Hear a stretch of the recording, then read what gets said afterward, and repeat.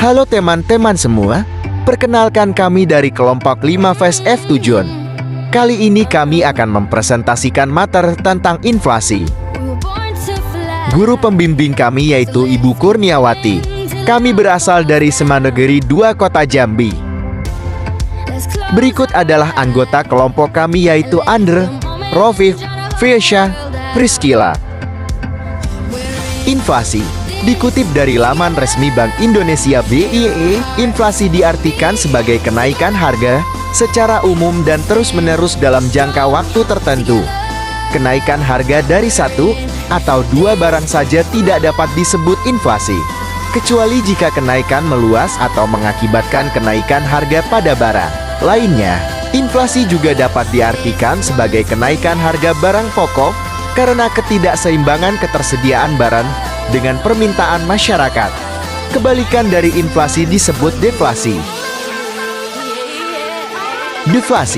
Deflasi merupakan situasi di mana terjadi penurunan harga barang dan jasa secara umum dalam suatu perekonomian. Penurunan harga ini disebabkan karena berkurangnya jumlah uang yang beredar di masyarakat, sehingga daya beli masyarakat ikut menurun. Deflasi merupakan kebalikan dari inflasi, di mana inflasi ditandai oleh meningkatnya harga barang dan jasa akibat jumlah uang beredar yang berlebihan. Dengan terjadinya deflasi, harga barang dan jasa bisa turun secara perlahan atau bersamaan dalam kurun waktu tertentu. Selanjutnya, faktor penyebab terjadinya inflasi. Yang pertama, meningkatnya permintaan agregat atau demand aspect. Yang kedua, rendahnya produksi barang dan atau jasa supply aspect. Yang ketiga, naiknya harga bahan bakar minyak dan tarif dasar listrik. Yang keempat, kesenjangan antara jumlah uang beredar dalam masyarakat dan jumlah barang. Yang kelima, fluktuasi sektor luar negeri ekspor-impor, investasi, tabungan, dan pendapatan negara. Yang keenam, adanya desakan kelompok tertentu untuk memperoleh kredit dengan bunga ringan. Terakhir, penerbitan uang baru oleh pemerintah atau otoritas moneter sehingga jumlah uang beredar dalam masyarakat bertambah. Selanjutnya, jenis-jenis inflasi berdasarkan tingkat keparahannya. Yang pertama adalah inflasi ringan. Inflasi ringan adalah jenis inflasi yang tergolong yang mudah ditangani atau dikendalikan. Sesuai namanya, inflasi ringan tidak akan memberikan pengaruh atau efek yang signifikan pada perekonomian suatu negara. Besaran kenaikan harga secara umum yang masih masuk dalam inflasi ringan adalah di bawah 10% setiap tahunnya. Yang kedua adalah inflasi sedang. Selanjutnya masuk ke level inflasi yang sedikit lebih berat. Inflasi sedang dapat berdampak pada sejumlah masyarakat sekalipun yang memiliki pendapatan tetap. Pasalnya, besaran kenaikan harga barang pada inflasi sedang bisa mencapai 30% per tahunnya. Jumlah tersebut tentu akan berpengaruh pada daya beli masyarakat. Yang ketiga adalah inflasi berat. Inflasi berat adalah kondisi kenaikan harga barang secara umum yang mengakibatkan perekonomian suatu negara menjadi kacau. Saat memasuki kondisi inflasi negara, masyarakat akan cenderung menyimpan barang dan menolak menabung dalam bentuk uang karena bunganya yang rendah. Besaran kenaikan harga barang yang termasuk dalam inflasi berat bisa mencapai 100% per tahunnya. Dan terakhir ada hiperinflasi. Jenis inflasi yang paling parah adalah hiperinflasi. Kondisi kenaikan harga barang pada saat hiperinflasi bisa mengacaukan perekonomian negara bahkan ketika pemerintah sudah membuat kebijakan moneter dan fiskal untuk menekan dampaknya. Besaran kenaikan harga secara umum yang termasuk dalam hiperinflasi lebih dari 100% setiap tahunnya. Lalu, ada jenis-jenis inflasi berdasarkan asal-usulnya. Ada inflasi dari dalam negeri domestic inflation. Inflasi ini timbul karena terjadinya defisit pembiayaan dan belanja negara yang terlihat pada anggaran belanja negara. Untuk mengatasinya, pemerintah melakukan kebijakan mencetak uang baru. Dan yang kedua ada inflasi dari luar negeri atau imported inflation. Inflasi ini timbul karena negara-negara yang menjadi mitra dagang mengalami inflasi tinggi. Kenaikan harga di luar negeri atau di negara mitra dagang utama akan menyebabkan kenaikan biaya produksi disertai kenaikan harga-harga barang. Jenis-jenis inflasi berdasarkan cakupan pengaruh kenaikan harganya. Yang pertama adalah inflasi tertutup atau closed inflation, yaitu kenaikan harga secara umum yang berkaitan dengan satu atau dua barang tertentu secara berkelanjutan. Yang kedua adalah inflasi terbuka atau open inflation, yaitu kenaikan harga barang yang terjadi secara keseluruhan atau agregat.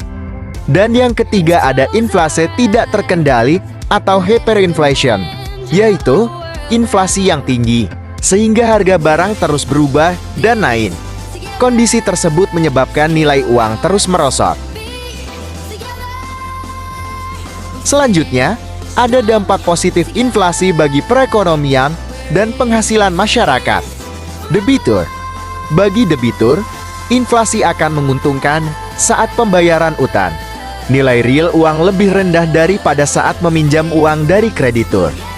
Pengusaha. Pengusaha merasakan dampak positif inflasi karena memperoleh pendapatan yang lebih tinggi dibandingkan dengan kenaikan biaya produksi. Produsen.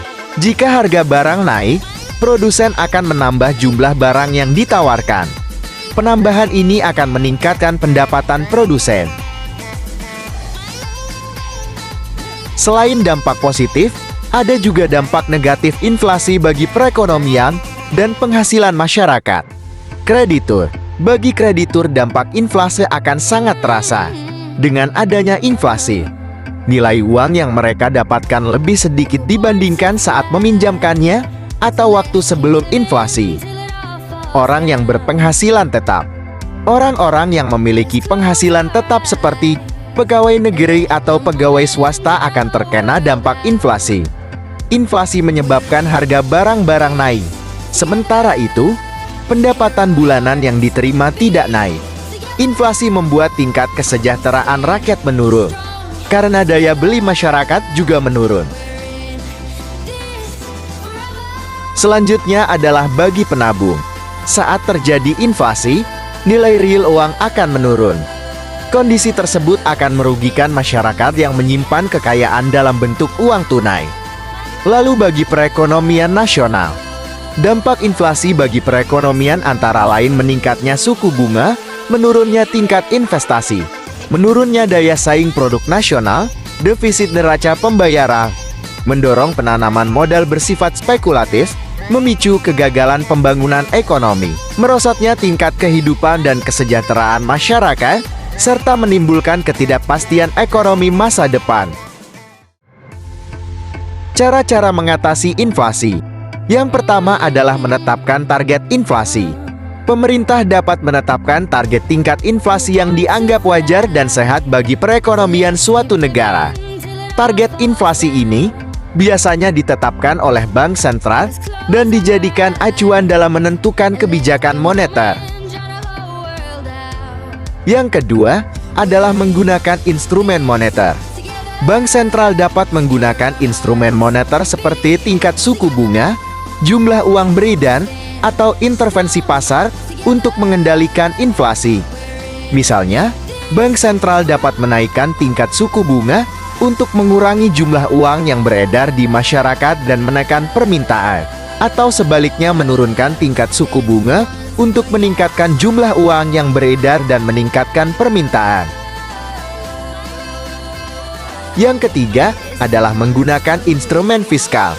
Pemerintah dapat menggunakan kebijakan fiskal seperti pengeluaran atau pajak untuk mengendalikan inflasi. Misalnya, pemerintah dapat mengurangi pengeluarannya atau meningkatkan pajak untuk mengurangi permintaan dan menekan inflasi, atau sebaliknya, meningkatkan pengeluarannya atau menurunkan pajak untuk meningkatkan permintaan dan meningkatkan inflasi. Yang terakhir adalah menggunakan instrumen struktural. pemerintah dapat menggunakan kebijakan struktural seperti reformasi pasar atau deregulasi untuk meningkatkan efisiensi ekonomi dan menekan inflasi. Misalnya, pemerintah dapat meningkatkan kompetisi di pasar dengan menghapus aturan yang tidak perlu atau memperbaiki infrastruktur yang buruk untuk meningkatkan produktivitas dan menekan harga-harga. Sampai jumpa, sekian dan terima kasih.